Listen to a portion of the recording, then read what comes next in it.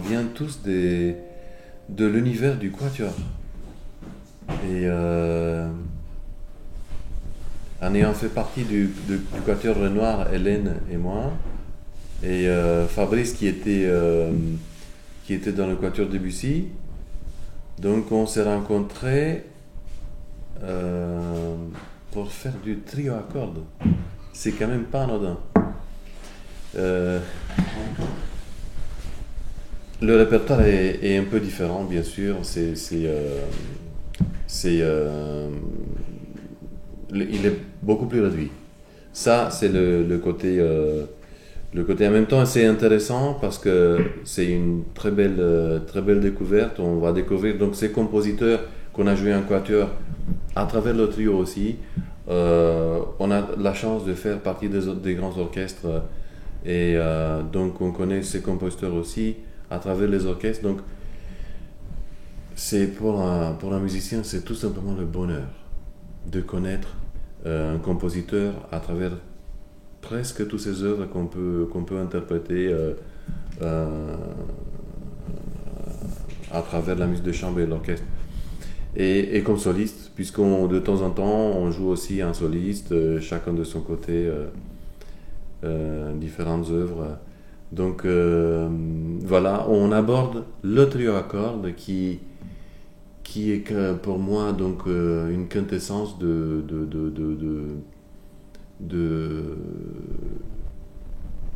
solistes. Voilà, on prend 3 solistes qui pourraient jouer chacun debout devant un orchestre et puis on va les mettre ensemble, on va faire de la musique de chambre. C'est exactement pour ça, exactement ça pour moi le trio à cordes. Alors pour moi le trio à cordes c'est ce qui me convient le mieux. Parce que c'est 3 instruments solistes qui vont s'asseoir et ils vont faire de la musique de chambre. Mais en jouant, en maintenant ce côté soliste de l'instrument. C'est-à-dire que c'est plus vraiment, le quatuor est déjà une formation où c'est déjà un instrument à lui tout seul. C'est vraiment le summum de la musique de chambre. C'est magnifique le quatuor, mais en ayant fait du quatuor pendant quelques années, et maintenant je sais que je sais pourquoi je préfère le trio à cordes. C'est pour ce côté, c'est 3 solistes qui s'assoient et qui vont faire de la musique de chambre. C'est vraiment ça ce que je ressens. Comme définition, si on peut donner une définition, si on est obligé de donner une définition sur le trio. Mais c'est ce côté soliste, de mettre en lumière les 3 instruments de manière égale.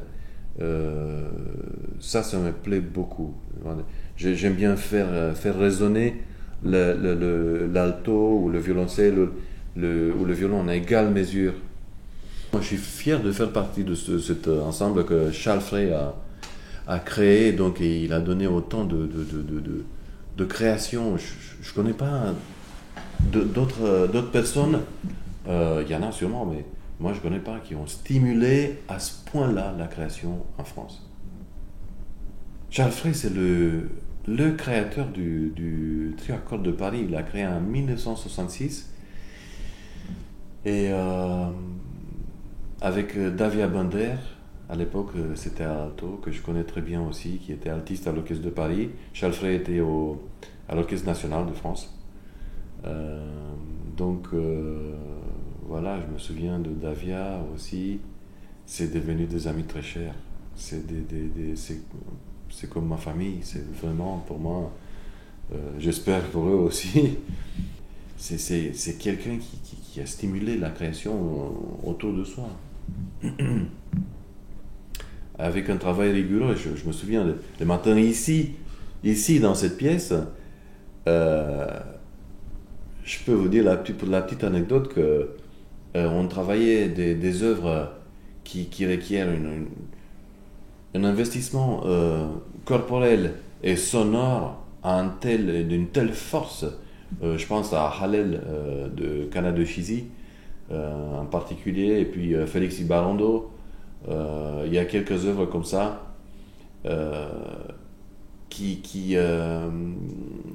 il y a un tel niveau sonore que au bout de 6 mois de travail, à 9h du matin, on commençait à travailler. Avec Charles, on jouait par cœur. Donc on travaillait par 4 mesures.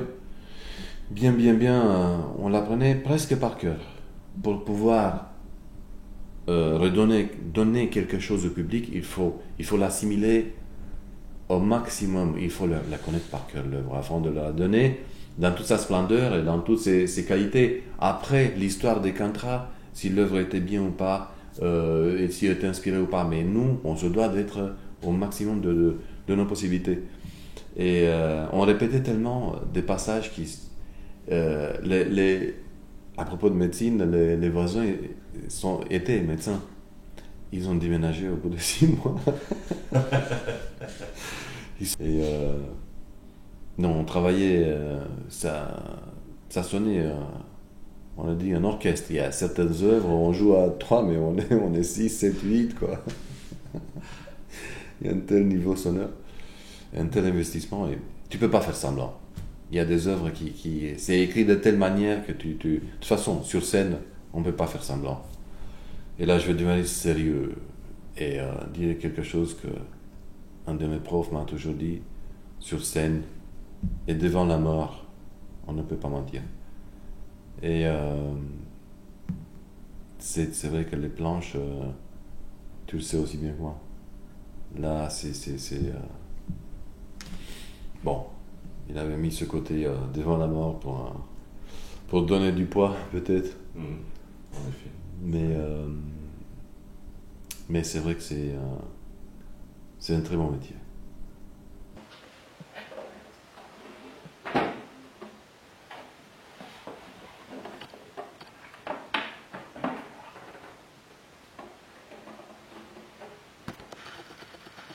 Une création, c'est un pas en avant pour l'humanité. Et si l'opulence fait que on s'installe dans le présent, on se met pied à terre, comme la Tour Eiffel, allez, on est installé. Donc dans cette information, ça formate aussi le cerveau qu'on est installé, on n'est plus en avant, on n'est plus sur le futur, on n'est plus sur le comment on veut créer ce monde, vers quelle direction on va aller ce monde. Donc c'est un peu des visionnaires, les compositeurs, en fait. Tous les compositeurs ont tous été contemporains à leur époque. Et parfois on ne les comprenait pas, parce qu'ils avaient 50 ans d'avance. Et c'est le cas de beaucoup de compositeurs. Je me souviens de certaines créations où le public était mitigé, mais il faut laisser le temps au public de s'adapter, de venir, parce qu'en existant sur un plan spirituel dans un monde de création, les compositeurs parfois,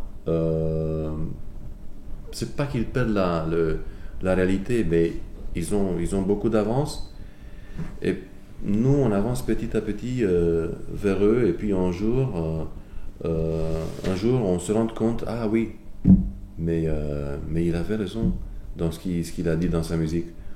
Et puis il y a aussi le fait de répéter certaines œuvres, et puis aussi, dans ce cas-là, le public il commence à connaître cette œuvre qui au départ paraissait inaudible. Et puis, petit à petit, on l'assimile. Le cerveau, le cœur, les deux l'assimilent. Et puis, ça fait partie de nous. Et puis, ça fait partie un jour de l'histoire. C'est très, très intéressant. Edith Cana de Chizy, à Bruno Mantovani, qui est l'actuel directeur du Conservatoire national supérieur de musique de Paris. Euh, une ancienne génération, c'est Félix Ibarondo. Euh, Qu'est-ce qu'on a joué d'autre? Tonta Tiet qui était déjà connu. Félix Ibarondo, c'est un prêtre espagnol basque qui vit à Paris. Et il est prêtre, en fait, il vit dans un cloître. Et il compose. Et sa musique est transcendante, du coup, parce que on sent à travers sa musique, on sent ce niveau de spiritualité dans lequel il vit tous les jours. Plein de jeunes qui à l'époque n'étaient pas connus, maintenant ils sont des grands compositeurs, ils sont directeurs de conservatoire, ils ont leur carrière, ils sont connus voilà, c'est un travail que Charles a proposé. Il a vraiment donné un pain à manger à ces jeunes compositeurs qui n'étaient pas en herbe, qui n'étaient pas connus. Et il a eu du flair parce que il s'est presque jamais trompé. Sont tous devenus des très, très, très grands compositeurs.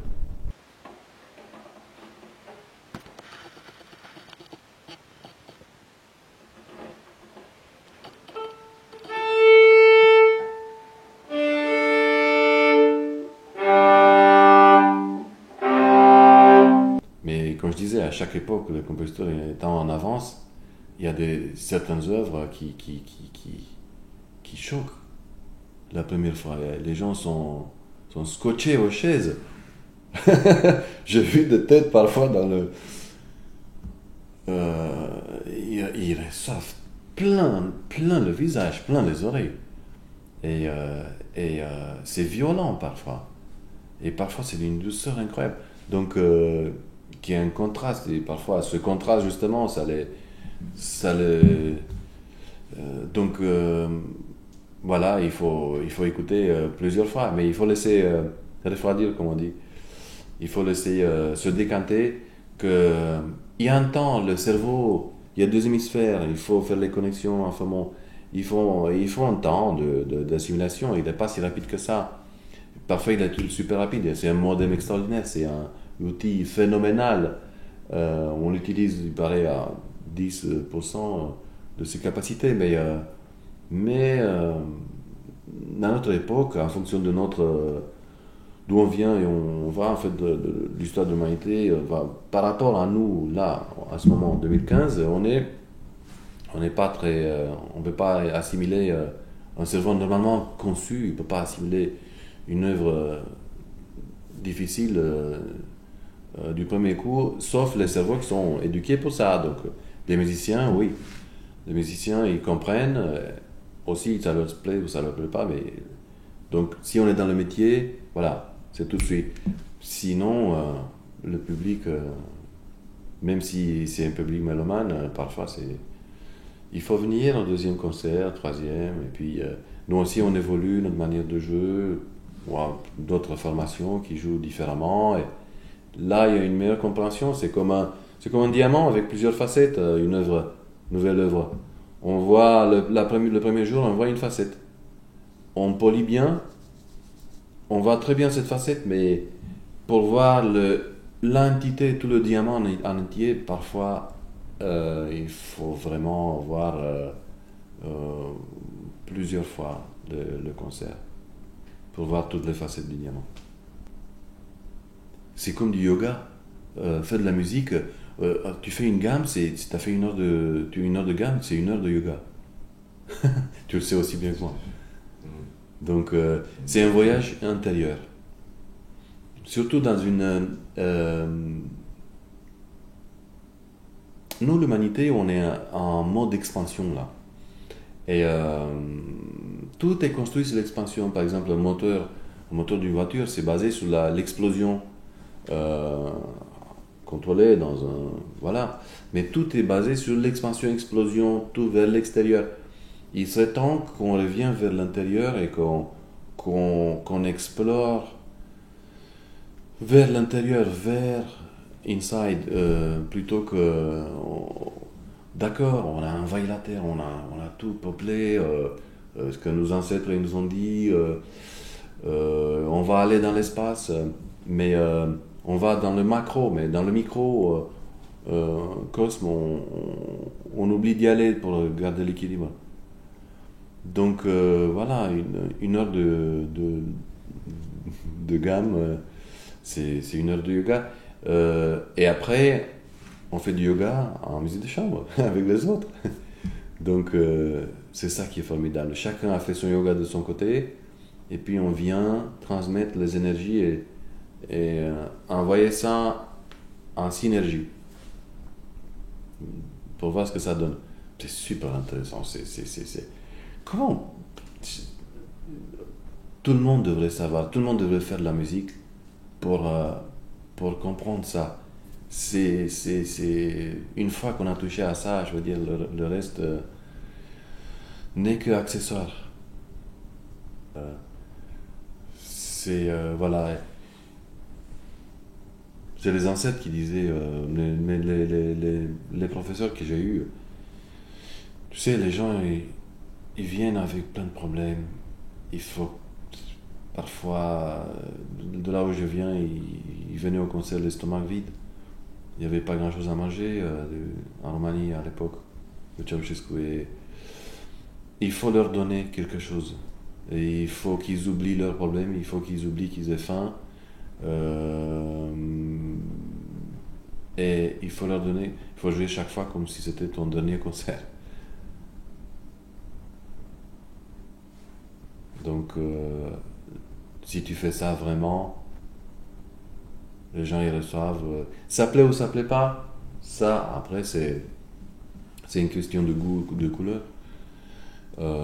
Mais on se doit de donner chaque fois comme c'est le dernier concert. Quels sont vos projets pour le trio? Beaucoup de concerts ensemble, beaucoup de concerts ensemble. Des créations aussi. Il faut garder le flambeau de Charles Frey. Et puis, il faut faire honneur. Et puis,